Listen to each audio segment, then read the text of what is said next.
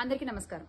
Bengaluru rave party అసలు ఆ party ఎప్పుడు జరిగిందో ఎక్కడ జరిగిందో అక్కడ ఎవరెవరు ఉన్నారో నాకు అసలు ఏమీ తెలియదు. కానీ అందులో నేను కూడా ఉన్నాను అంటే ఒక ఛానల్ నా పైన దుష్ప్రచారం చేస్తున్నారు, అసత్య ప్రచారం చేస్తున్నారు. అంటే ఎంత దిగజారుడు రాజకీయాలు అంటే ఒక పార్టీతో నేను అనుసంధానమై ఉన్నానన్న విషయం తెలిసి మా పార్టీ మీద మా మీద బురద జల్లేటువంటి ప్రయత్నంలో భాగంగా వాళ్ళు చేసేటువంటి అసత్య ప్రచారాన్ని ఎంత మాత్రం ఊరుకునే పరిస్థితి లేదు. వాళ్ళ మీద న్యాయపరమైన యాక్షన్ తీసుకోవడం జరిగింది, వాళ్ళ మీద డిఫమేషన్ ఫైల్ చేయడం జరిగింది.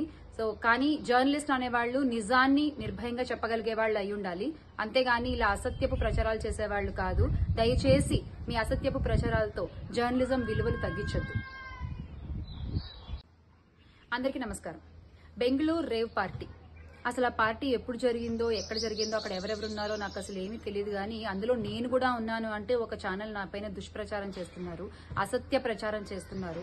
అంటే ఎంత దిగజారుడు రాజకీయాలు అంటే ఒక పార్టీతో నేను అనుసంధానమై ఉన్నానన్న విషయం తెలిసి మా పార్టీ మీద మా మీద బురద జల్లేటువంటి ప్రయత్నంలో భాగంగా వాళ్ళు చేసేటువంటి అసత్య ప్రచారాన్ని ఎంత మాత్రం ఊరుకునే పరిస్థితి లేదు. వాళ్ళ మీద న్యాయపరమైన యాక్షన్ తీసుకోవడం జరిగింది, వాళ్ళ మీద డిఫమేషన్ ఫైల్ చేయడం జరిగింది.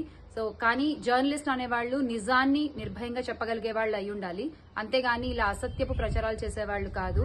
దయచేసి మీ అసత్యపు ప్రచారాలతో జర్నలిజం విలువలు తగ్గించొద్దు.